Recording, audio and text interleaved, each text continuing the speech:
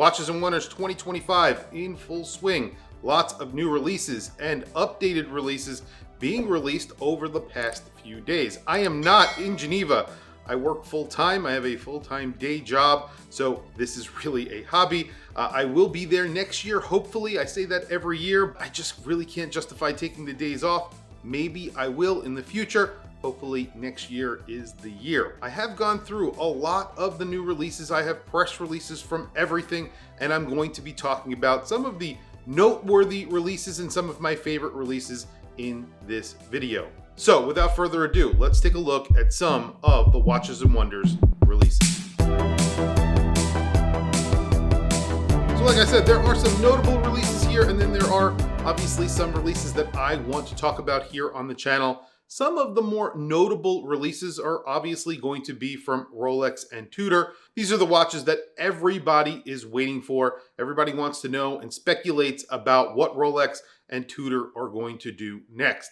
I am not a Tudor hater and I am not a Rolex hater. However, I'm always a skeptic about what they're going to come out with because a lot of the time it's just small improvements. However, they have come out with some pretty cool watches. So I'm going to start with Tudor. Tudor have a new bracelet for the Heritage Chrono. Not a big deal. This is kind of what I'm talking about, incremental improvements that they make here and there. So this is really nothing to me, but I think some people will be pretty excited about that.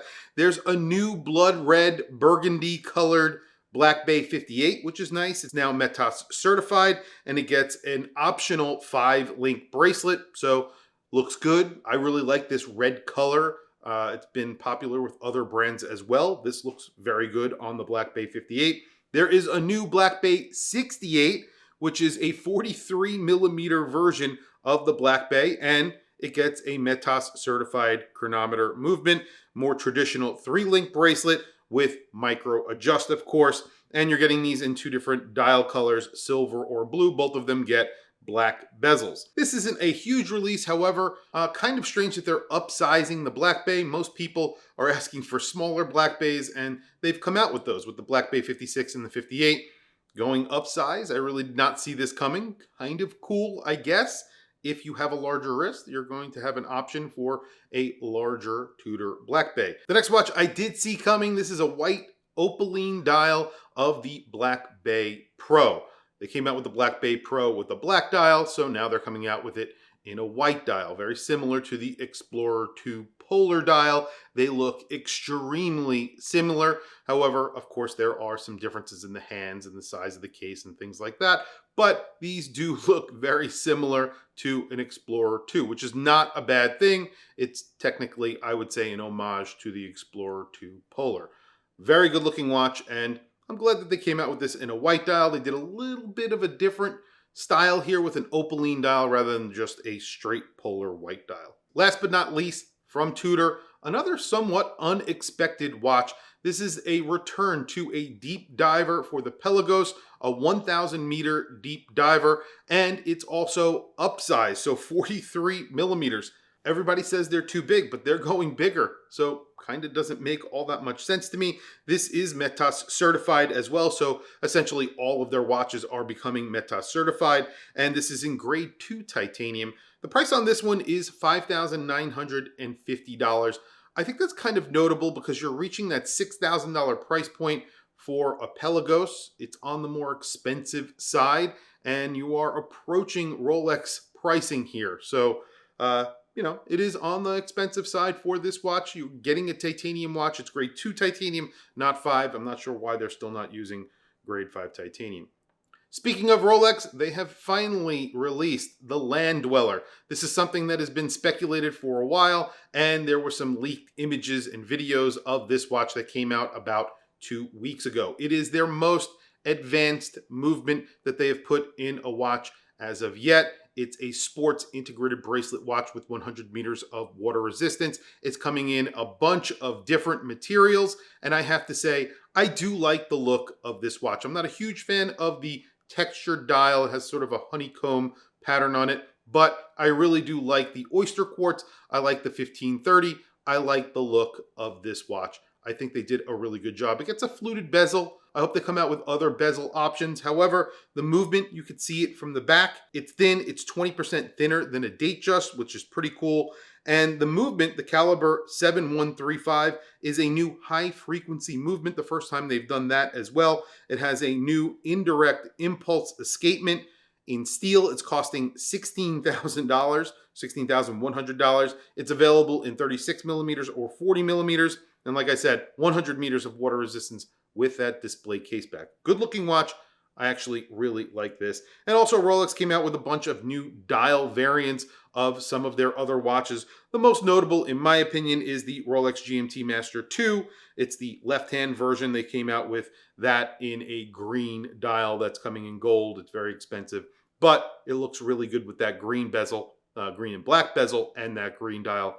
I think this is probably one of the best looking GMT Masters that they currently offer. Patek Philippe came out with a new Cubitus, which was kind of surprising as well when they released it. Originally, it came out in 45 millimeters, so it was on the larger side. Now they're coming out with one in 40 millimeters. This is currently available only in precious metals, I believe, so these are on the more expensive side on a bracelet. However, 40 millimeters, this actually looks a little bit better in 40 millimeters than it did in 45 millimeters. So, I'm still not a huge fan of this watch, but I think that downsizing it makes a lot of sense. 45 millimeters is very big, especially for an integrated bracelet watch with a square shape. IWC expanded the Ingenieur line. They've come out with a ceramic version. They've come out with a perpetual calendar version. Obviously, I'm a big fan of perpetual calendars from IWC, and they're also coming out with a rose gold version. That rose gold version, very, very expensive, in the almost $40,000 range. The ceramic version, all black, that one looks good as well. They also are coming out with a smaller version of the Ingenieur, this one in 35 millimeters, which is kind of cool, and in titanium, that one is $9,950, so pretty expensive, almost a $10,000 watch, or essentially a $10,000 watch. And then again, if you want it in rose gold, it's around $37,000, $38,000. Tag Heuer with a pretty unexpected move. They updated the Formula 1, the iconic watch from the 1980s, a watch that they just recently re-released with kith. This is a very faithful recreation of that original watch. However, now it is solar powered. 40 hours in the sun gets you 10 months of power, and it gets a 15-year battery life. Really good looking watches. I always thought these were good looking watches. I think they're on the more expensive side now, considering they all cost around $2,000, just under $2,000. That is a lot of money for a solar-powered watch that was meant to be a cheap version of a Tag Heuer. These are, I guess, more expensive than they should be, in my opinion, but I think a lot of people will pick these up because they are pretty awesome watches. Zenith announced a trilogy of blue ceramic watches. These are pretty crazy looking, and they are all limited edition of 160. They came out with a pilot's version, which is around $15,000. That one is on a strap. They came out with a Chronomaster version, that Chronomaster Sport on a bracelet. So you're getting a blue ceramic bracelet. That is $22,700. And then there's a Defy Skyline, my favorite out of the trio, $23,800. And again, these are all limited to 160 pieces, all powered by an El Primero movement. Really weird, crazy looking watches in that bright blue ceramic. I like these a lot. Grand Seiko announced a bunch of new watches as well. Two of them are the SLGC007 and the SLGC009. These are the tentographs, so these are their chronographs. One of them gets a Tokyo Lion dial. This is a really beautiful watch, and the movement looks beautiful as well. However, the big announcement from Grand Seiko is that they are finally putting micro adjust in some of their watches. They released the SLGB001 and the SLGB003.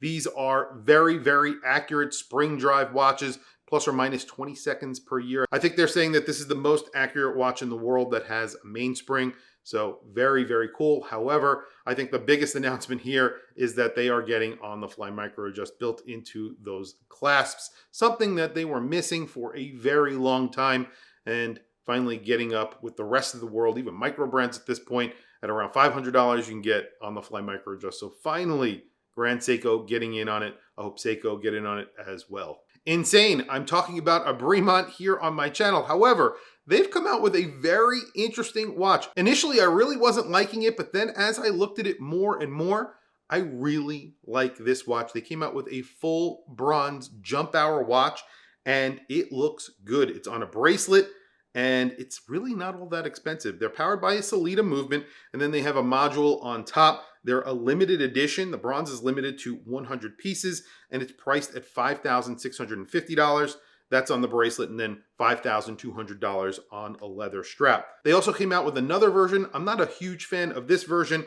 This is the Terra Nova is what they're calling it, and both of these are around 40 millimeters, by the way. It gets that jump hour. However, it's situated a little bit different. You're getting a black dial. It looks more like a traditional watch. It is cheaper though, so that is definitely a plus. That one is $4,300 on the bracelet, $4,000 on the strap. I like that bronze version because it gets a solid dial and then just little windows for each one of the functions of the watch.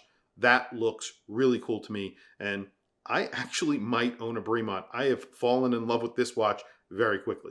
One of the most absurd watches that I've seen released so far is from Montblanc, which is kind of crazy. They've come out with a beautiful Minerva-inspired full calendar watch. It gets a globe on the dial.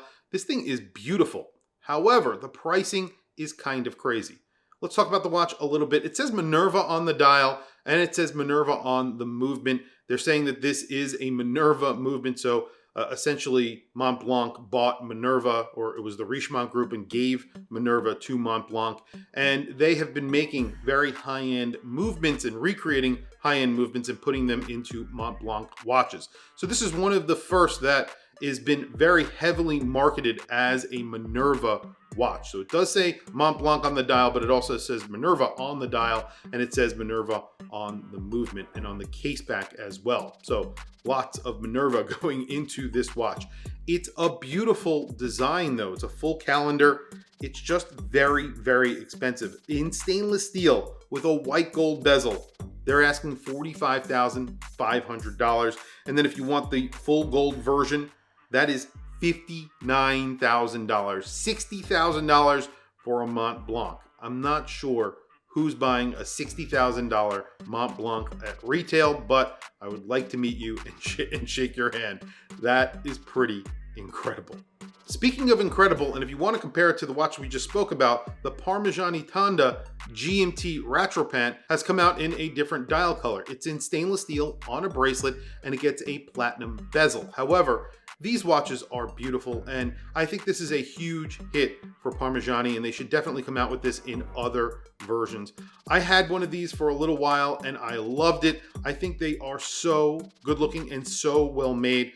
Parmigiani, wildly underrated for this watch, and the fact that this costs $31,000 and that Montblanc costs $49,000 is kind of crazy, because obviously you're getting precious metal in this watch, a bracelet, and a very notable, very weird complication as well that basically no other brand is currently doing. And Parmigiani make very high quality watches as well. So that's it. That's all I have for today's video. I will probably make another video as more watches are released and announced. And hopefully you found this video useful or helpful. And that's really it, guys. Thank you for logging on. Thank you for watching this video. Hopefully next year I'll be reporting this live to you from Geneva. However, like I said, not in the cards just yet for me. I can't justify taking the days off of work to go to Geneva to do work for my job that is not my job. So kind of crazy when you think about it, but hopefully one day I am doing this full time. Right now, not in the cards. Anyway, guys, tell me what you think down in the comments below. What is your favorite release? Is there a release that's come out since that you think I should include in the next video? Add a comment down below. I want to hear from you guys. That's really it, guys. Thank you for logging on. Thank you for watching this video. I will catch you guys in the next video.